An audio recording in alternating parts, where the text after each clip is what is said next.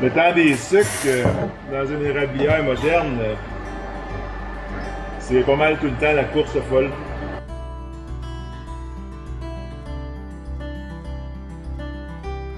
Bon, mais là, tu poses maintenant. Ici, on arrive dans notre chambre, là, les bassins sont juste de l'autre côté. Ça se pose inversé. Principalement, ça prend l'eau d'érable et ça la filtre.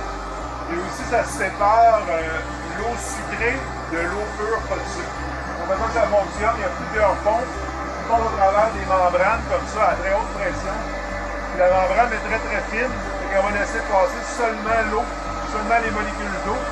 Et tout le sucre, elle va le retenir de l'autre bord. Donc, on a des petits ajustements ici. Ça, c'est mon débit de concentré, mon débit de sucre qui passe au travers. Ça, c'est mon débit d'eau, de filtre qu'on appelle. Puis après ça, ben, c'est séparé. Puis, j'ai un tuyau qui s'en va dans mon bol-tank qui est dehors. Un tuyau qui s'en va dans mon bol-tank qui est dehors. Puis l'autre tuyau, ben, c'est le filtre qui s'en va dans des bassins qu'on garde pour laver par nos lavages.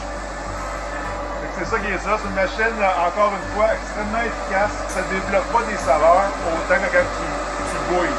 Donc, dans le principe d'une bonne sauce à spaghetti, on pourrait tout cuire la viande hachée avant, puis tout faire ça, mais le fait de tout bouillir ça ensemble, c'est là que les saveurs se mélangent. C'est là qu'on a vraiment un bon goût. C'est ça qu'on fait dans l'évaporateur. Bon, un petit peu sur la bouilleuse. Nous, ici, à la ferme, on a une bouilleuse électrique. Il est en train de chauffer à 100%. Chauffage électrique, il y a des éléments qui chauffent l'eau qui l'emmènent à bouillir. La machine est équipée d'un surchargeur ou d'un compresseur qui va aspirer cette vapeur-là. Il va la compresser, il va l'envoyer dans des petits tuyaux, dans un coil qu'on appelle, dans des petits tuyaux qui se trouvent dans le fond de la machine. Fait qu'une fois que la température est atteinte, on récupère la vapeur, la chaleur, on la récupère, on la repasse à travers le système que je vous ai expliqué, puis ça réchauffe l'eau. C'est un système extrêmement efficace. Une fois que la vapeur bouillante passe à travers les tuyaux, bien, tranquillement, elle rencontre de l'eau de plus en plus froide. Rendu au bout, évidemment, l'échange de chaleur va se faire. Elle va retomber en eau ou en vapeur plus froide, si on veut. Donc, la vapeur refroidit et éventuellement, elle va se rechanger en eau, mais de l'eau très chaude, extrêmement chaude, là, sous bonne ébullition. Puis, elle va passer là-dedans. Et, tellement que c'est bien fait, l'entrée de filtrat, qui est très froid, qui est d'environ 4 degrés, parce qu'on veut le garder le plus froid possible, mais lui, il va passer, il va faire un échange encore là. L'eau qui est à 4 degrés va rencontrer de l'eau à 90-100 degrés. Il va y avoir un échange qui va se faire dans l'échangeur à plaque très performant. Donc, ça va faire que notre eau va rentrer dans l'évaporateur à 60, 70, puis l'eau froide va descendre environ à 15 degrés. Puis il va tomber dans un bac, puis ça va dans un drain. C'est de l'eau extrêmement propre, extrêmement pure. C'est de l'eau qui a été distillée, qui a été bouillie. Fait que la seule perte de chaleur qu'on a, c'est entre 4 et 15 degrés. C'est la seule chose qu'il faut chauffer. Fait que c'est un système extrêmement efficace, extrêmement pro-environnement aussi, très peu de perte d'énergie. Fait que là, ça s'en vient bien. On commence à sortir du sirop un petit peu. Il est un petit peu trop clair, il n'est pas tout à fait au son degré de son pourcentage de sucre qu'on veut l'avoir. On est rendu à l'étape d'équilibrer ou balancer le sirop. Il y a plusieurs processus, mais ça c'est le premier qu'on fait. On se prend un échantillon de sirop, puis on a ce qu'on appelle un densimètre. Donc on appelle ça un plongeur aussi. Quand il est pas mal plein, je l'accroche sur le bord. Là je prends ça, le densimètre. Je vais l'essuyer pour pas qu'il y ait de gouttes d'eau. De la façon que c'est fait, il y a comme deux lignes rouges, je ne sais pas si vous voyez. Un, c'est pour tester à chaud, puis l'autre, c'est pour tester à froid. Donc, nous, on va le tester à chaud, donc on va prendre la ligne du haut. Tranquillement, on vient l'insérer dans le sirop. On ne le laisse pas tomber parce que ça peut casser. Et il va flotter. Vous voyez qu'il flotte. Il est presque bon. Aujourd'hui, bien sûr, on va bouillir beaucoup moins haut. C'est comme ça nous donne une bonne idée. Là, on va l'accumuler, on va le vérifier souvent. Puis, on ajuste notre consigne ici sur la machine qui nous dit que telle température, on veut qu'il sorte. Donc la température, c'est ça qui fait qu'on sait à peu près le niveau de sucre dedans, parce que plus on va enlever de l'eau, plus on va rester avec du sucre. Et le sucre, ben, ça ne boue pas vraiment, là. Ça va peut-être bouillir à très très haute température. Fait que le ratio eau-sucre commence à changer. Puis là, maintenant, le point d'ébullition, la chaleur qu'on peut envoyer dans le sirop, il est beaucoup plus haut. Fait qu'on le sait qu'à une telle température, ben là, il est bien équilibré. Même si on rajoute de l'eau, la température augmentera pas. Il va bouillir avant. De l'eau, là, ça ne dépasse pas 212. Ça s'en va en vapeur, puis on n'a plus d'eau. Nous, on prend la température dans le sirop.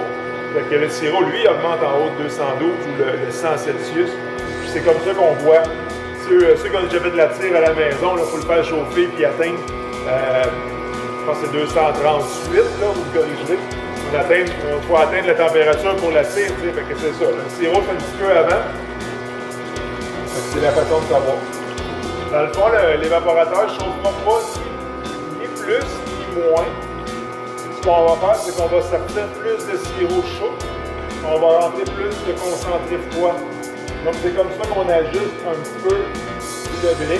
La température ou la capacité de chauffage de l'évaporateur est toujours le même. Mais on vient comme en sortir plus vite, dans l'entrée du plus froid plus vite aussi en même temps. Donc c'est ça qui fait qu'on est capable d'équilibrer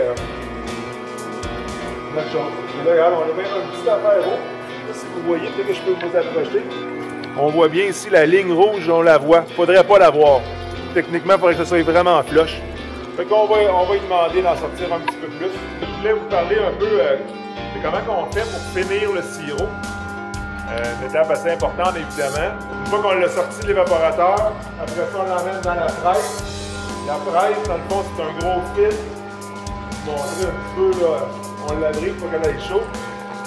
Pour qu'elle aille chaud, pour qu'elle refroidisse, ça veut dire qu'il y a des fils entre chaque plaque. Puis le sirop, il faut qu'il passe au travers les fils. Puis toutes les impuretés restent prises là-dedans. Puis après ça, on l'envoie là-dedans. Ça, c'est un bain-marie. Tout le tour, c'est de l'eau, c'est chauffé. On envoie le sirop là-dedans. Puis c'est un 40 gallons. Puis mes barils, c'est des 34 gallons. Donc, il y a suffisamment ici de capacité pour avoir un baril au complet. C'est ça que je t'en sers pour ça. Je mets tout mon sirop là-dedans. Puis je vais l'équilibrer encore une fois avec le réfractomètre. C'est pour mesurer le pourcentage de sucre dans le sirop. On veut qu'il soit très précis, le plus précis possible. Puis une fois que tout est bien équilibré, je suis content du résultat. Et on le pompe dans le baril à chaud, au moins à 180 degrés Fahrenheit. Puis on ferme le bouchon. Puis là, il est canné comme une canne de conserve un peu. Puis on l'envoie plus tard dans l'année vers les acheteurs de sirop. Puis eux autres, ils vont soit l'embouteiller ou faire autre chose. Ouais, ben c'est ça, on est en train de se moser. Puis pendant ce temps-là, souvent les soirées, les nuits sont longues. Ben, on fait des bouteilles. En checkant nos affaires, nos cadrans, puis nos niveaux de bassin. Faire des bouteilles pour vous, dans le fond. Les bouteilles, ils viennent chaudes rapidement.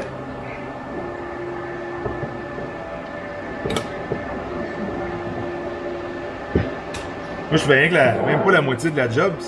C'est Olivier qui fait tout le reste de la job.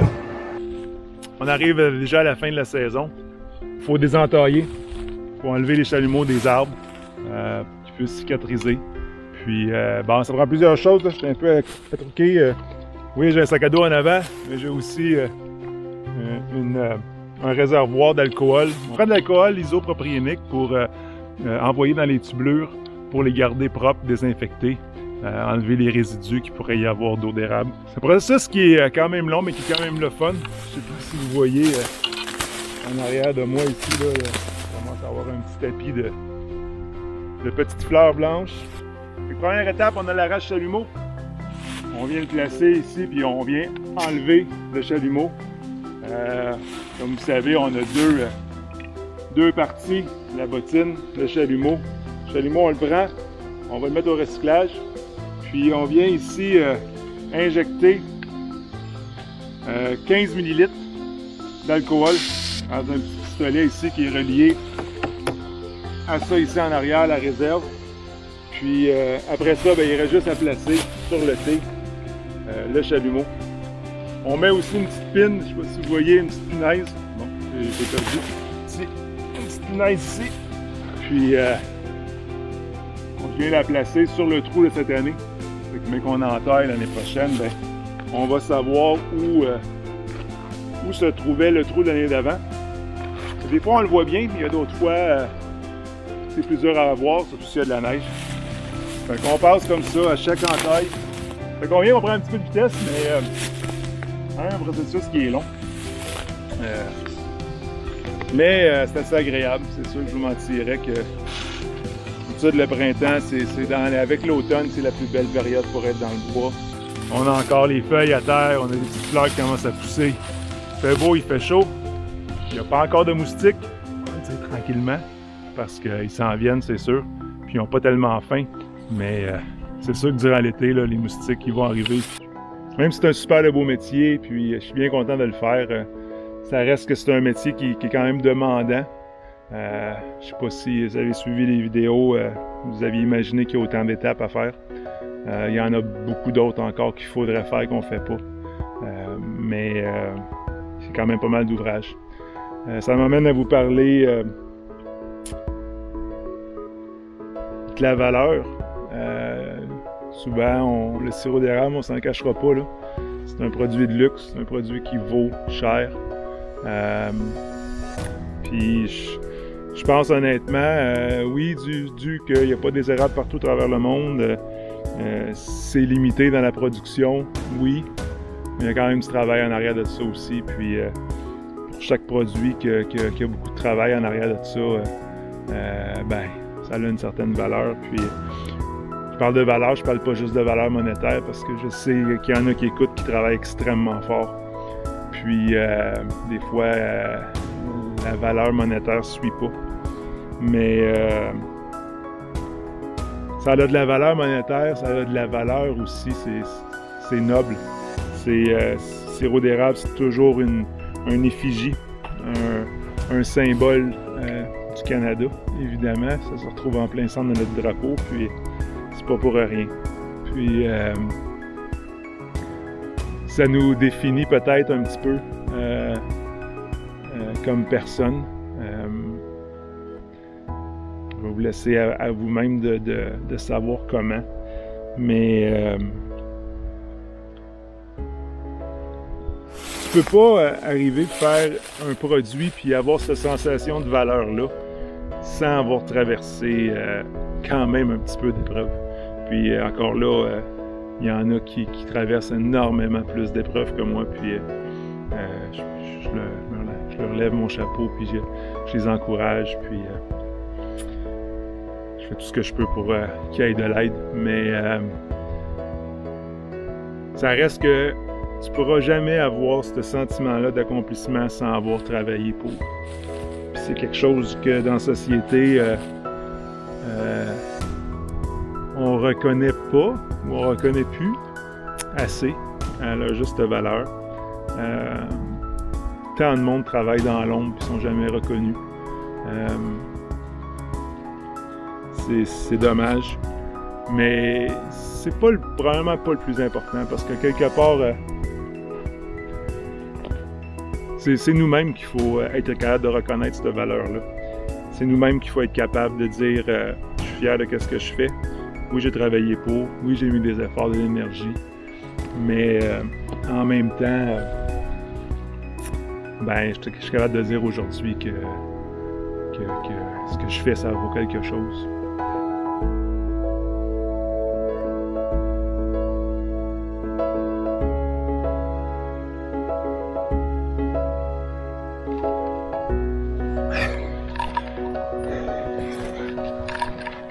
Voyons. C'est rendu plus haut cette affaire-là, coudonc.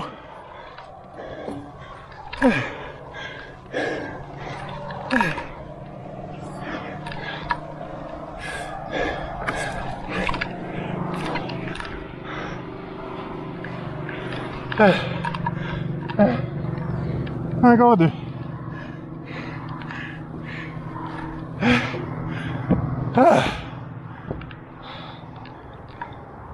Bon ben, à l'année prochaine.